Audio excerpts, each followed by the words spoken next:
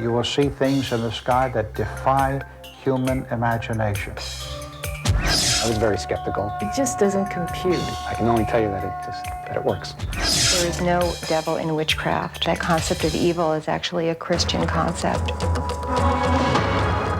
From the boundaries of the universe to the depth of your soul.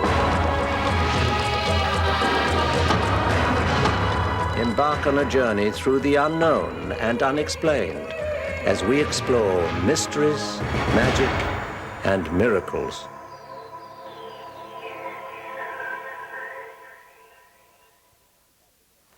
Hello and welcome. I'm Patrick Macnee. Throughout the course of this series, we will investigate the secrets of the universe, the mysteries of the earth, and the miracles occurring before us. You can decide for yourself what you believe. On a starry night, you see beautiful spheres of light flashing across the horizon, defying all earthly logic. You're not alone, since many have witnessed this very same experience. The question, however, is, are we alone?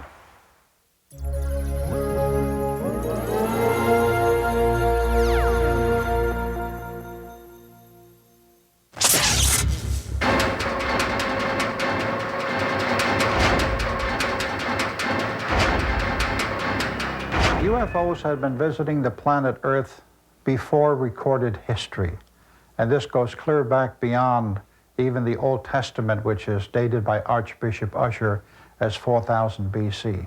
The modern UFO phenomenon, or should I say the modern UFO wave, began in February of 1942 with an incident called the Battle of Los Angeles, in which a UFO actually parked itself over the city of Culver City for a period of several hours, and a photograph of this object actually appeared on the front page of the Los Angeles Times and the Wall Street Journal at that time. And then, of course, the later incidences began to occur with the crash of what we believe to be extraterrestrial saucers outside of Roswell, New Mexico, and then the famous sighting of Kenneth Arnold over Mount Rainier, who coined the term flying saucers, which is where we get the term flying saucers today. UFO sightings have taken place over major cities and in full view of many, many people. For instance, the one that was taken over San Francisco, California.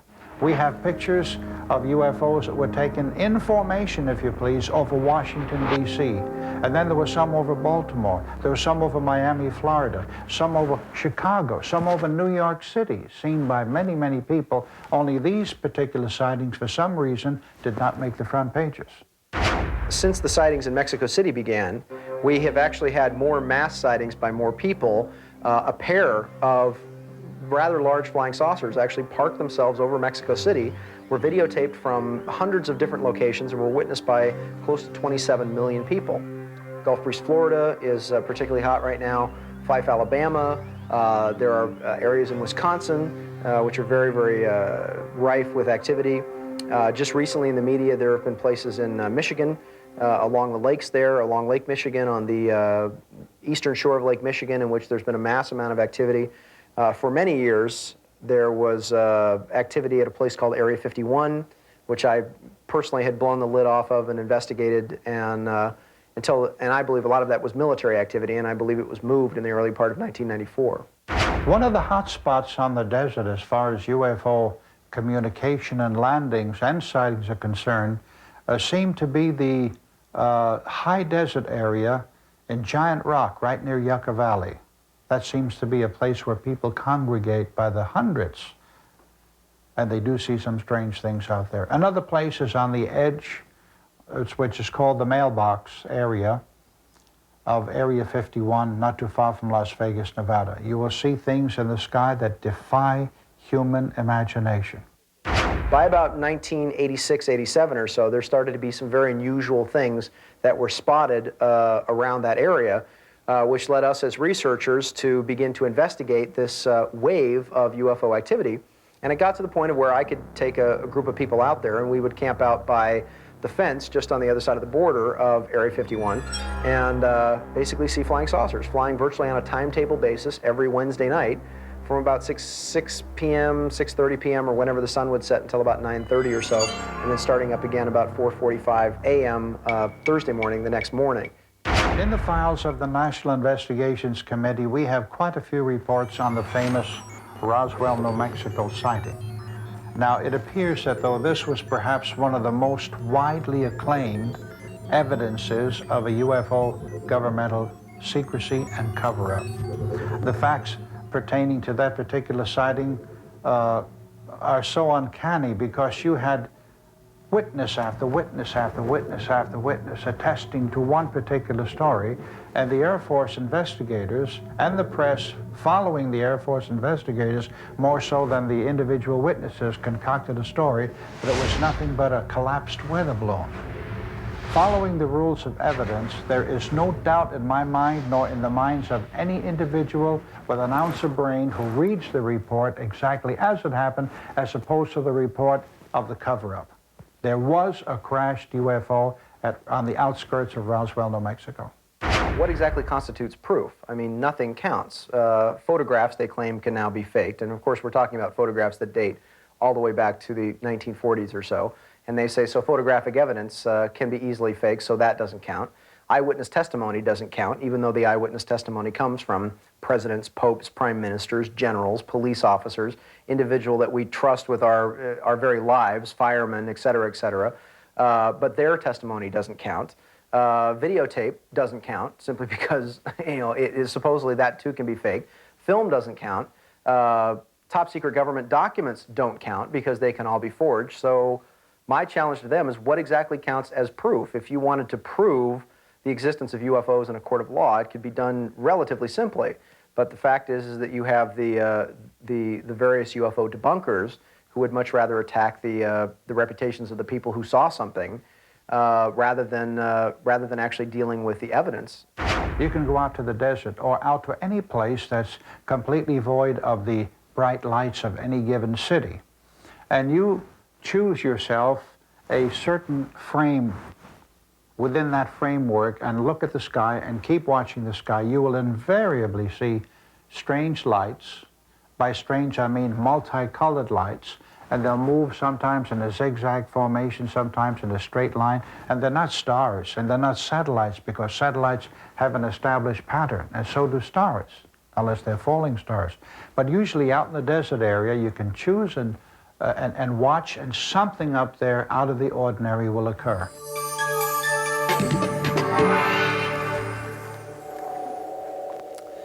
The Akashic records. Now, they're the master records of everything that has occurred in the universe. The records exist for souls to examine their spiritual progress through many lifetimes. American medium Edgar Cayce drew from the Akashic records to give advice on healing. He described the path to the Akashic records as an out-of-body experience where the spirit separates and proceeds down a tunnel of light that opens into a library with unlimited volumes. George Bernard Shaw once said, "A sound body is the product of a sound mind." The ancient art of Chinese healing called Qigong is known to promote longevity through the use of qi, the body's powerful life force. Ailments, injuries, and disease can be healed either by a trained master or yourself. Qigong may be the oldest approach to healing, but we have only begun to discover its miraculous ability to restore health.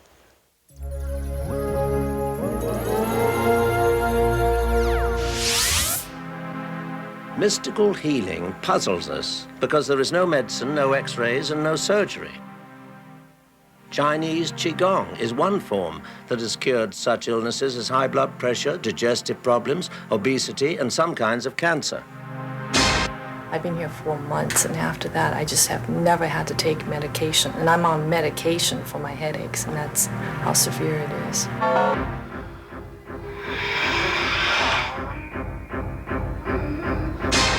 So I was very skeptical, but nevertheless, it does work.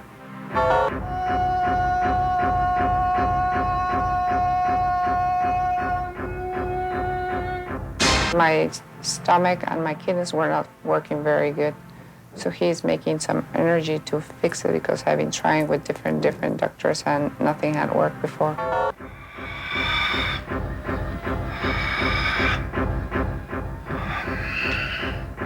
I receive a special treatment for a long time, my energy is much stronger.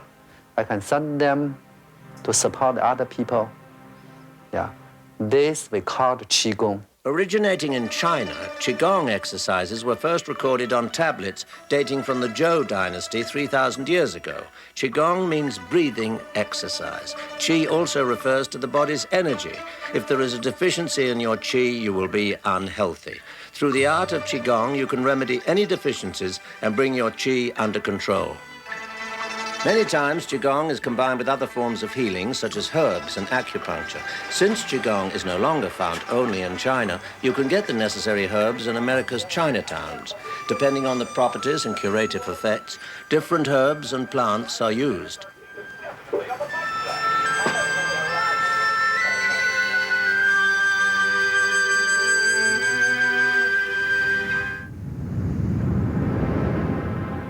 When a person is sick, their qi is weak, is not that much strong. Qi just can help the blood circulation inside the body. Yeah. Your body carries qi. You have qi. That's what helps you live. That's part of your living energy. And without it, you're not alive. I came here for an injury in my neck and my left rotor and my shoulder from a car accident where a drunk driver hit me. It's something that I guess through the decades of training that Master Wang has received, he gives you some form of energy for specific problems. But other than that, I really don't know that much about it, and I really don't care. I can only tell you that it works. It's almost like witchcraft or magic, but being brought up in Taiwan, it's part of our heritage. It's part of our beliefs that your body carries qi. How does Qigong work? This healer will amaze you. You can feel it. It's not moving air, but you feel the energies. The closest thing would be a strong wind, except no moving air, that would push you down. Master Wang from the Chinese Taoist Health Association can use his qi to push students from a sitting to a laying down position. He places a cup on each person, which acts as an energy battery. He envelops the students with his qi to support theirs and keeps both the strong and weak qi from mixing. The students are completely relaxed and feel a warm, tingling sensation throughout their limbs and torso. Their breathing is shallow, their heart beats strong, and some even see colors while their eyes are closed. They're lying here just like sleeping, but it's different from sleep. Their brain was covered by the special energy, and their soul is quite clear. What we talk, they can hear about everything. They know everything, but they cannot move. After a 45-minute session, Master Wang removes his qi that's been covering the students, allowing them to rise. Their vision and thinking is also clear and powerful. I feel relaxing, and I have clear mind, and the qi goes inside. I feel really good.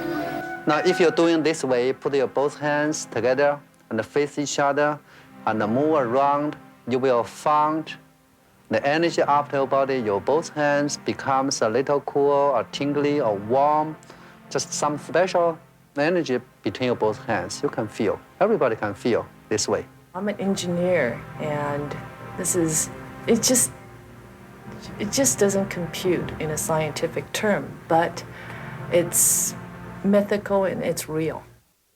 The witches from Shakespeare's Macbeth, the Wicked Witch of the West, and Samantha from the TV series Bewitched are images of some witches that have persisted through the ages. But real witches dispel these myths and have historically shown us the religious truth behind their faith.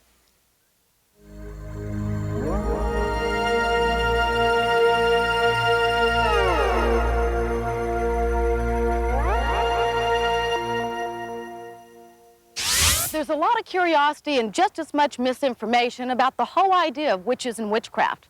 Well, to explain the myth and explore the mystery, we came here to where it all began in America in the 17th century, Salem, Massachusetts. In the 17th century, the definition of witchcraft, or being a witch, meant that you had made a pact with the devil.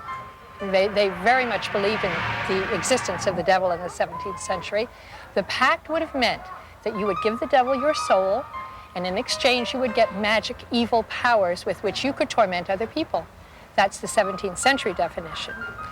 Then, of course, there's the popular witch image, which we see a lot of at Halloween. That comes down through probably European culture.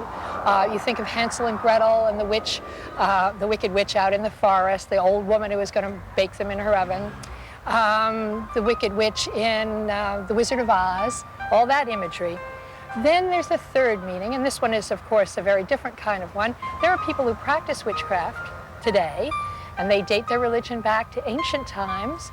It is a very different kind of belief than the 17th century definition, and they want to make very sure that people understand that they do not have an entity of evil in their religion, but in fact worship nature and a goddess. So they're very peaceful, very benign people. Witchcraft is a religion that is earth-based, which means that it's a religion that works in harmony with the natural forces. It's an honoring of Mother Nature. The fundamental belief is in the duality of the Godhead, that we believe in a God and Goddess. Within that form, it is the feminine and masculine principle within ourselves.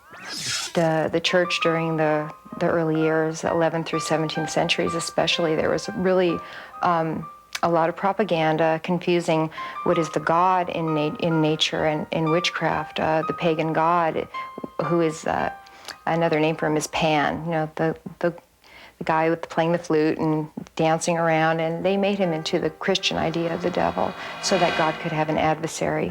There is no devil in witchcraft, and there never has been. That concept of evil is actually a Christian concept. One of our creeds or credos is do what thou wilt, let it harm none, and also beware of the threefold law. It will come back in a return, as well as positive things. So that is a good check and balance, I believe. The word Wicca or witchcraft comes from wicker. It means to bend or to shape, and it's about bending and shaping the realities that we can change. The negative propaganda against Wiccans has really translated into our fear of wearing our sacred symbols, especially the pentacle, the five-pointed star with the circle around it, which embodies earth, water, fire, air, and spirit, which is the microcosm of the universe. It is also a symbol of protection and reminds us of the web of life, the way everything is interconnected. Witches will practice two ways, well, actually three ways. With robes, without robes, or in street clothes.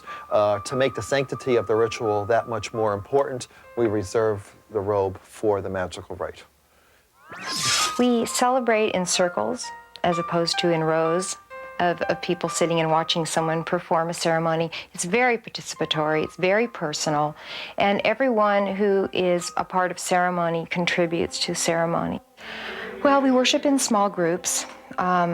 As opposed to occasionally there's larger celebrations, but usually it's a smaller group. And you know, the traditional coven number is 13, and it's a small group, so you can really get to know people and really work together out of really getting to know each other over time.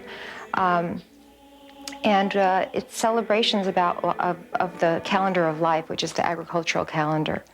The solstices, the equinoxes, the cross-quarter days. You have several celebrations in a year, right? A lot of holidays. Yes, we have 8. We have 8 altogether. The one coming up is the fall equinox, and right after that will be Samhain, or Halloween is the more popular name for it. And these are agricultural holidays. These are the holidays of the farmer's year. And we also have lunar celebrations, full moon, dark moon, new moon celebrations, in addition to personal ceremony for rites of passage, for passages like birth and menopause and menstruation and death. I feel like I have special powers that I've nurtured. I think a general feeling with witches in general is that everyone has these so-called special powers, that they're natural to every person. It's a question of developing them and acknowledging them and learning how to use them for the benefit of yourself and others. Healing abilities, a lot of it is a development of empathy and compassion, which are and intuition, which are certainly traits that everyone has available to them. In many cultures, the evil eye is thought to bring misfortune and even death to those in its path. Evil sorcerers can cast the penetrating gaze, but others may have the inborn ability to use it and not even realize it. The evil eye strikes upon those who are at their peak of prosperity and happiness. If you fear the evil eye, you must immediately clench your hand with the thumb through the middle and fourth fingers. This is guaranteed to ward off the evil curse. Open your mind to the possibilities that life's greatest mysteries lie before us. We need to look, but also see. A wise man once said that it requires a very unusual mind to undertake the analysis of the obvious. I'm Patrick Macnee. Join us next time for more mysteries, magic, and miracles.